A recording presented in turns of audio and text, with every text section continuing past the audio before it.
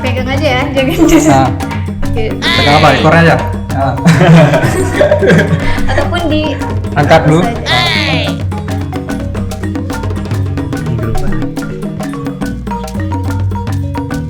Oke, salah ya. Terus ya.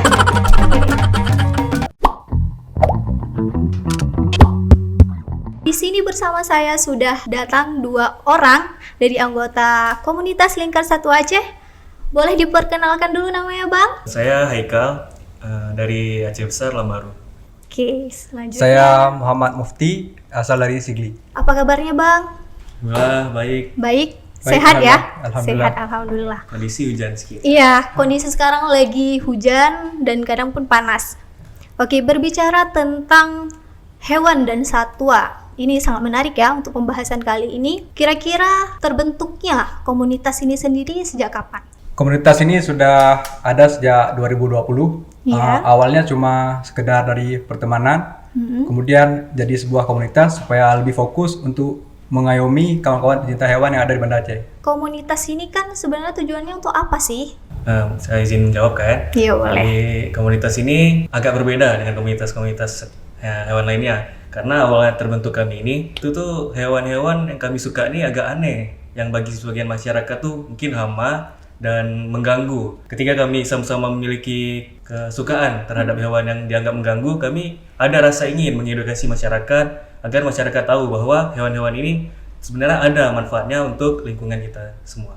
Ya, betul sekali. Berarti memang pencinta hewan ya. Iya. Ya, mungkin dari komunitas ini sendiri hewan-hewan apa aja nih yang udah ada, yang dilindungi dan dijaga? Nah, Kalau untuk pemeliharaan, kami tidak memelihara hewan yang statusnya sebagai hewan yang dilindungi dalam undang-undang. iya betul. Yang kami pelihara itu misalkan seperti musang, kami usahakan untuk mengambil yang memang hasil breeding, hasil ternakan. Jadi kita tidak ambil dari alam karena itu bisa merusak ekosistem. Iya betul sekali.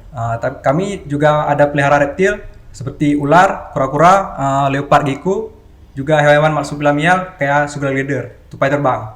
Wah, hewan-hewan yang langka sekali ya, maksudnya yang Ya. memang jarang untuk dirawat sama orang lain gitu.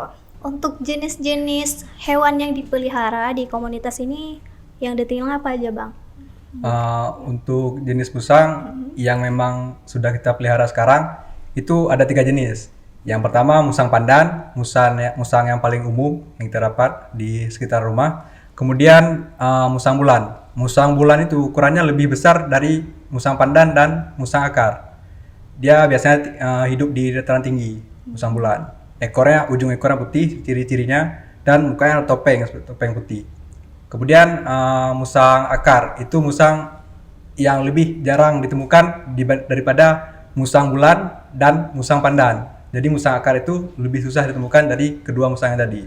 Jadi selain yang dijelaskan oleh ketua tadi, nah dari lingkar satwa, bahkan hewan-hewan yang orang-orang jijik pun ada. Contoh seperti Mufti pernah memelihara kelabang. Bahkan kelabang pun bisa dipelihara gitu kan. Orang nggak kepikiran tuh. Ya nggak ada kepikiran sama sekali ya. Iya. Jadi memang sangat-sangat beragam ya. Apa yang kita jumpai di alam mungkin, ini unik nih. Ada yang di alam atau yang penangkaran kan. Contoh seperti kadang-kadang tikus putih gitu kan. Tikus putih kan orang kira tikus kotor kan. Tapi Iya, ada yang betul. memang tikus putih yang memang bersih gitu ya. Yang memang jadi memang tak terbatas dengan suatu, yang penting jangan hewan-hewan yang dilindungi gitu. Iya betul-betul. Berarti ada batasan juga ya untuk hewan-hewan yang dijaga tadi. Kemudian untuk nama Lingkar Satwa, Lingkar Satwa Kutaraja. Kenapa diangkat menjadi nama Lingkar Satwa Kutaraja? Jadi kalau kita lihat dari nama lingkar itu, misalkan kita ibaratkan sebuah lingkaran, itu semua bebannya dipikul sama. Kemudian lingkaran ini bisa kita bilang karena lingkar satwa itu hewan. Jadi dari hewan yang kita pelihara tidak dibatasi. Jadi semua hewan bisa bergabung, tidak khusus misalkan satu reptil ataupun musang. Makanya kita nggak buat musang lover atau reptil lover, karena lingkar satwa ini lebih umum. Jadi semua hewan bisa bergabung di komunitas kita.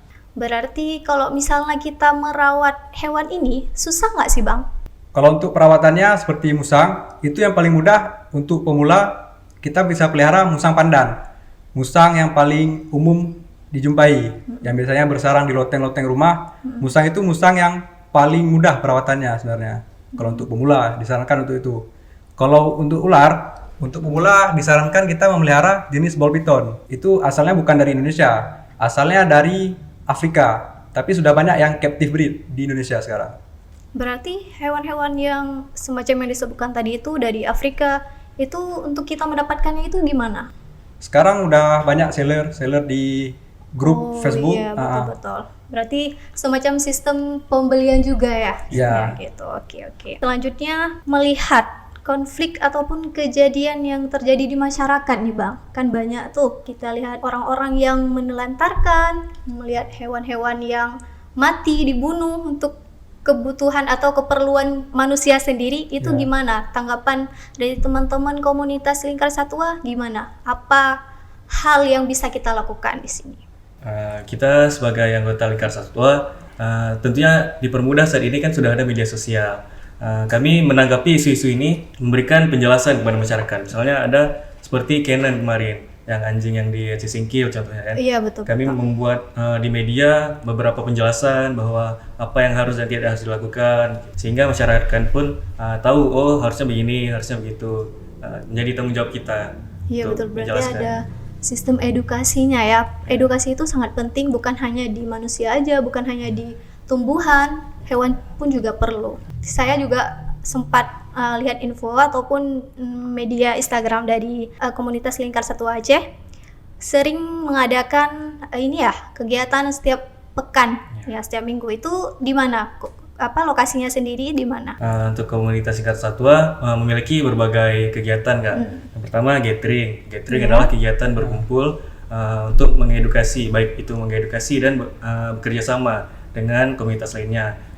Gathering biasanya kami laksanakan pada hari Minggu jam sekitar habis asar jam 5 sore di lapangan Blang Padang. Selain daripada gathering, kami juga ada camping, mungkin sebulan sekali, ada refreshing, mungkin untuk jalan-jalan seperti ke kebun binatang gitu kan.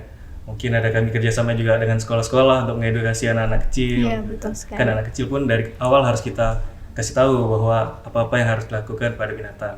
Berarti tidak hanya edukasi, tapi juga ada rekreasi yang dilaksanakan ya di komunitas ini. Komunitas ini sendiri sudah ada di Banda Aceh. Apakah tidak mau dikembangkan atau jaringan komunitasnya di luar-luar daerah?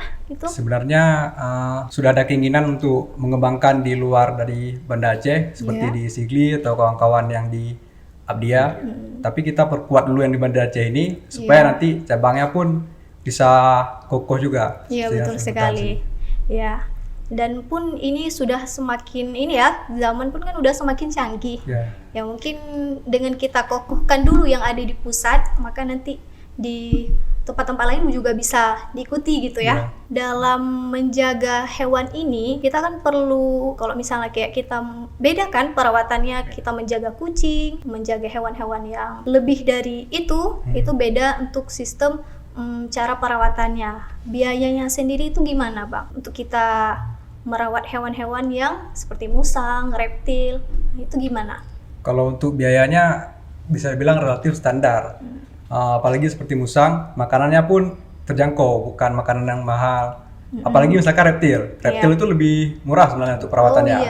Karena makannya ada yang sebulan sekali, ada yang seminggu sekali. Sedangkan untuk mamalia seperti musang, itu makannya tiap hari. Sedangkan reptil, biaya yang banyak keluar itu cuma untuk biaya adopsi. Sedangkan biaya perawatan relatif lebih murah dan perawatannya lebih simpel. Berarti tidak menghabiskan ekonomi yang besar ya. Betul. Kalau misalnya nih dari teman-teman di luar sana pecinta hewan dan rakan sago pastinya yang ingin bergabung ke komunitas Lingkar Satwa Aceh, apakah bisa? Atau ada persyaratan yang gimana yang bisa di-sharing di sini? Boleh, mungkin kalau ada kawan-kawan yang ingin bergabung boleh DM di Instagram Lingkar Satwa. Tapi untuk saat ini kita belum buka penerimaan untuk anggota baru. Iya, betul. Dan untuk persyaratan kita tidak menentukan syarat misalkan harus memelihara hewan, itu tidak harus. Asalkan memiliki kecintaan terhadap hewan dan lingkungan hidup. Oke, berarti tidak perlu kita harus punya hewan dulu nih di rumah atau harus memang kita beli untuk bisa masuk ke komunitas ini ya. Asalkan kita punya keinginan, punya memang jiwa-jiwa pencinta hewan, Berarti boleh banget nih untuk gabung di sini ya. Membahayakan nggak sih hewan-hewan yang dipelihara di komunitas ini? Kan seperti Sebenarnya- ular nih, ya. seperti ular kan kalau kita lihat pada umumnya, nah ya bahaya kan Bahaya. kalau misalnya orang di luar mikirnya. Nah kalau dari abang sendiri gimana? Sebenarnya hewan-hewan ini dengan kita tahu cara perawatannya, cara supaya safety itu jadi tidak berbahaya karena kita udah tahu caranya. Misalkan ular.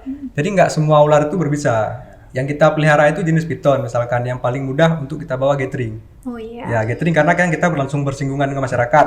Kalau kita bawa hewan yang memang berbisa, itu justru resikonya besar. Iya. Makanya kita nggak pernah bawa hewan yang berbisa. Iya betul. Yang ngacir-ngacir misalkan masih kelihatan seperti agresif, kayak ular-ular misalkan itu kolobrit. Kolobrit kita biasanya nggak bawa untuk gathering. Yang kita bawa itu piton, karena pergerakannya lambat. Dan itu mudah supaya orang handle itu lebih mudah. Oke. Dan kami pun saling sharing kan. Jadi kan hewan-hewan ini yang banyak orang tahu liar, tapi dengan kita memberikan perhatian gitu kan. Jadi dia tahu, oh ini pemiliknya gitu. Kita sering bawa berjumpa dengan orang masyarakat. Jadi dia jadi nggak liar lagi gitu kan. Kalau memang kita biarin gitu kan, dia pasti sifat liarnya tuh pasti kembali. Gitu Pasti jinak lah ya. Ya. Nggak ada nih rencana untuk pelihara buaya? Buaya udah masuk ke kategori hewan yang dilindungi. Oh Nah, iya. hampir semua buaya jenis yang di Indonesia ini udah dilindungi. Oke. Kalau misalnya kita berbicara tentang pecinta hewan, kan ada tuh kayak pecinta kucing, pecinta burung, kan banyak tuh di luar sana yang ada juga komunitasnya. Pernah kolaborasi nggak atau untuk melakukan suatu kegiatan bersama gitu? Kalau kolaborasi yang baru-baru ini dengan komunitas cat lover Banda Aceh, Oh iya. baru kemarin hari Minggu kan? Baru hari Minggu. Hari Minggu. Oke. Kita gathering gabungan di Taman Meraksa Ulele. Wah, luar Jadi kami biasa ya. nggak menutup kemungkinan berkolaborasi dengan semua komunitas lainnya. Ya. Iya. Berarti bagi komunitas yang lain, komunitas yang sejenis misalnya hewan-hewan yang lainnya boleh banget berarti untuk Iya. bisa bergabung dengan komunitas ini. Untuk project ataupun kegiatan lainnya Bang, mungkin yang akan dilakukan ataupun yang sudah dilakukan selain dari yang tadi kolaborasi dengan cat lovers tadi ya. Ya, kalau untuk kolaborasi mungkin ini belum ada undangan ya ke depannya ya. Ya, tapi yang memang udah rutin kami lakukan yaitu gathering. Sedangkan camping itu jadi kegiatan bulanan juga. Bulanan. Untuk ke depan pastinya kami akan memberikan banyak terobosan baru lagi Kak. Contohnya mungkin saat ini kami belum punya website. Jadi Kak menutup kemungkinan kami ke depan ingin buat website. Dan kami bersangat-sangat berkeinginan untuk pergi pun keluar kota gitu Kak. Jadi memperluas relasi, belajar tentang hal-hal baru gitu Iya kan. betul. Ya sekarang kan kita melihat dunia website, dunia internet itu kan udah sangat luas. Jadi ini salah satu cara ya mungkin ya untuk teman-teman dari komunitas ini sendiri. Tujuan dari gathering itu apa sih Bang menurut Abang sendiri? Jadi tempat yang kita pilih untuk gathering itu yang pertama memang tempat yang menjadi pusat dari keramaian. Kalau di Banda Aceh kita bilang di Belang Padang. Di Belang Padang itu menjadi pusat. Misalkan seperti Seru Minggu, itu memang tempat yang memang ramai. Jadi ketika masyarakat berkumpul, kita bawa hewan, orang tertarik untuk lihat. Kemudian kita perkenalkan bahwa hewan ini seperti musang, itu bukan hama.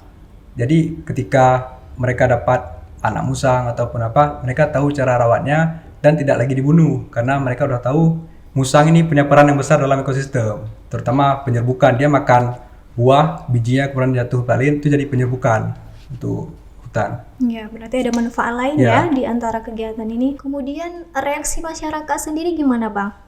Kan adanya kegiatan gathering, reaksi dari masyarakat gimana? Alhamdulillah sejauh ini reaksi masyarakat sangat antusias kan, Iya. karena mereka melihat hal-hal yang biasanya nih hama nih dikejar gitu kan. Iya betul sekali ya. Iya kami perkenalkan, kami kasih kan digendong-gendong gitu kan. Jadi malah yang misalnya minggu lalu datang lagi untuk khusus melihat-lihat gitu kan. Kapan lagi bisa ada wisata juga gitu kan. Yang biasa mungkin di kebun binatang di penjara ibaratnya kan, tapi di sini kita bisa interaksi langsung. Nah, sejauh ini banyak bahkan sampai kemarin yang kolaborasi pun bahkan diundang oleh masyarakat yang udah tahu keberadaan dari Lingkar Satwa itu sendiri kan. Untuk jumlah dari peserta sendiri berapa Bang? Kan mungkin kegiatannya di gathering setiap minggu itu, atau semua anggota dari komunitas itu turun ke lapangan, atau ada jadwal masing-masing gitu? Kalau untuk jumlah anggota sekitar 50-an ada kan? 50-an ada. Tapi yang aktif mungkin setengah dari itu yang memang rutin ikut gathering tiap minggu sore. Mungkin ini kan yang kita tahu cowok semua ya Ya. di situ. Apakah ada perempuan nggak yang masuk ke komunitas ini sendiri? Ada beberapa untuk perempuan, tapi karena kebanyakan cowok, jadi mungkin agak segan ya untuk yang baru gabung. Iya, Tapi ada beberapa yang gabung. Justru lumayan banyak sebenarnya cewek yang ada. Mungkin hampir sepertiga ya. Ya. Oh iya iya. Sepertiga ada juga cewek. Untuk yang cewek ini sendiri bang, mereka maksudnya sama-sama merawat hewan-hewan yang kayak reptil itu juga mereka iniin ya? Malah kadang yang cewek ini lebih berani. Mereka sampai keep ular, pernah yang cowok-cowok cuma keep musang. Tapi yang cewek ular pelihara. Wah, keren. Kalau saya sendiri nggak berani sih untuk pegang ular, karena ya kita lihat kan masyarakat umum pikirnya ya digigit ataupun berbahaya kan. Berarti kakak harus pergi ke sana. Oke, boleh setiap main-main minggu. ke sana. Oh, berarti untuk mengunjunginya itu kita setiap minggu melihat di Blang Padang ya. Oke, insya Allah next time mungkin bisa main-main ke sana. Kemudian bang, untuk dalam hal pelihara ataupun dalam hal menjaga, kita kan pastinya tidak ada waktu yang banyak. Kan kita juga manusia perlu tidur, perlu makan. Nah itu gimana bang? Apakah hewan-hewan ini akan bereaksi kalau misalnya kita lagi, misalnya malam nih, bereaksi nggak mereka tuh untuk keluar ataupun ada kejadian-kejadian apa gitu? Itu gimana bang? Sebenarnya ketika kita memutuskan untuk memelihara hewan atau mengadopsi, kita harus mempersiapkan dulu untuk tempat dia. Misalkan adopsi musang, itu yang sebenarnya kita siapkan dulu kandangnya, bukan beli dulu musangnya, kemudian baru beli kandangnya. Tapi Iya, persiapkan betul dulu sekali. kandangnya, Iya. baru beli hewannya. Untuk misalkan ada yang ingin free room, lepas di dalam kamar kayak gitu untuk tidur. Sebenarnya untuk musang bisa kalau kita latih dari kecil dia free room. Tapi kebiasaannya kalau kita free room, ketika kita tidur dia suka bercanda di kaki, gigit kaki. Iya. Ya, istilahnya dia ajak main kita lah ya. Apalagi musang memang aktif malam hari, kita tidur malam. Iya betul. Makanya tadi pertanyaannya kenapa kalau misalnya kita sedang istirahat, pasti hewan-hewan yang bekerjanya ataupun aktifnya di malam pasti akan bermain lah istilahnya, akan bereaksi gitu. Makanya dari itu tadi sebelum kita mengadopsi hewan, ada baiknya kita mengetahui dulu perilakunya apa, karena tiap hewan itu berbeda. Ada perilaku hewannya yang memang ada yang berisik atau yang mengeluarkan bau gitu kan. Kalau kita udah tahu kan kita mengantisipasi hal-hal tersebut gitu kan. Oke, berarti kita harus tahu dulu nih ilmunya, harus mempersiapkan dulu sebelum kita memelihara hewan tersebut. Wah, teman-teman, rekan-rekan Sago, di sini kita udah ada salah satu hewan yang dibawa oleh Bang Haikal dan Bang Mufti nih. Ada hewan apa tuh, Bang? Ini jenis musang akar. Oke, kayak dia aktif ya. Oke, ada namanya nggak bang? Mungkin sebutannya yang biasa dipanggil oleh teman-teman komunitas ini sendiri. Jadi untuk hewan peliharaan biasanya kita kasih nama, yang ini namanya Bobo. Bobo, halo Bobo. Biasa Kayak dia aktif ya. Tempat baru kan, dia datang Iya. dia tempat baru, dia masih cari nyamannya gitu. Ya, oke. Bobo. Bobo, gimana? Nggak apa-apa. Jadi bisa dilihat sendiri kan, kalau bahkan musang pun yang biasa kita jumpai di alam ganas, bahkan di sini pun dia bisa enjoy gitu kan, kalau emang kita rawat dari baik kan, dengan hati. Boleh mungkin kalau saya sendiri mau pegang, boleh nggak? Boleh, karena memang jinak nggak bisa handle. Pegang aja ya, jangan just. Oke. Pegang apa? Ekornya aja. Ataupun di Angkat dulu. Oke,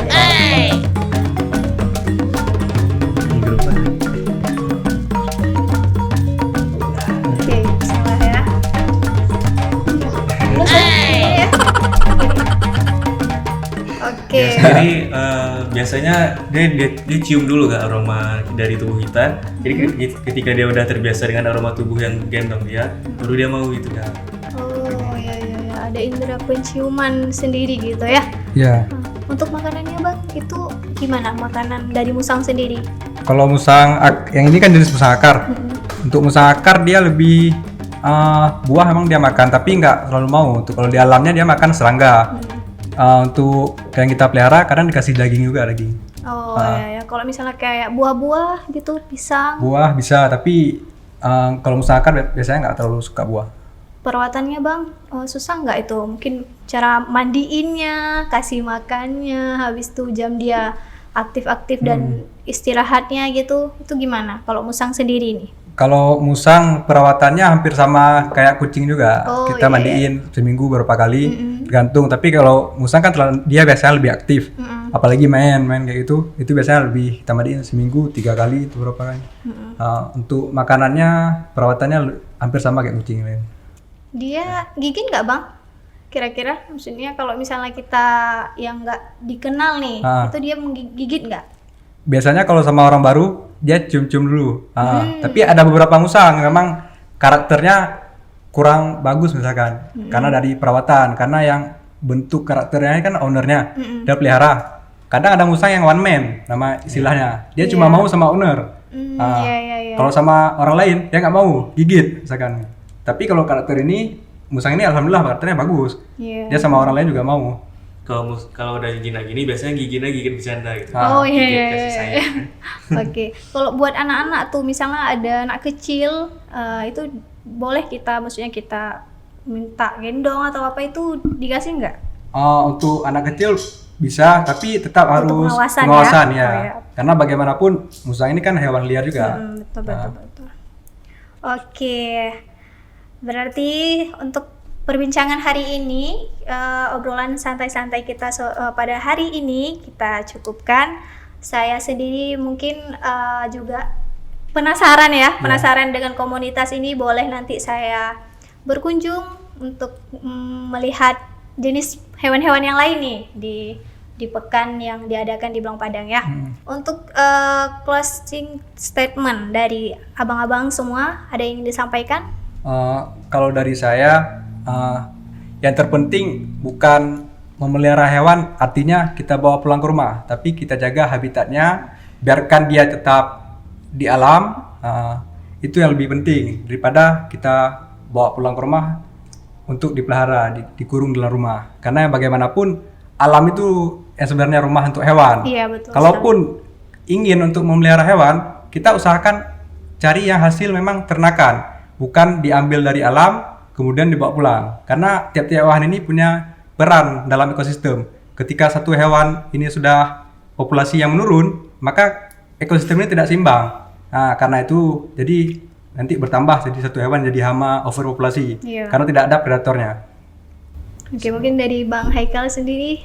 Kalau dari saya mungkin ingin mengingatkan kepada kita semua, mengingatkan kepada diri sendiri bahwa hewan itu kan juga makhluk hidup, butuh kita sayang. Bahkan dalam agama pun kan memang tidak dianjurkan untuk kasar terhadap hewan. Walaupun ada hewan-hewan yang memang haram, contohnya anjing kan. Tapi walaupun anjing juga hewan yang haram, bukan artinya kita diperbolehkan untuk bertindak kasar kepada hewan-hewan tersebut. Intinya marilah kita sayangilah hewan-hewan ini karena dia juga makhluk hidup. Iya, terima kasih. Oke, dari saya sendiri bahwa pentingnya untuk kita menjaga dan melindungi satwa yang ada di sekitar ini. Baik, begitu rekan Sago, terima kasih untuk bincang-bincang sore hari ini. Ketemu lagi nanti di next episode. Terima kasih. Assalamualaikum warahmatullahi wabarakatuh. Waalaikumsalam. Jika video ini bermanfaat untuk Anda, silakan subscribe, like, dan nyalakan loncengnya.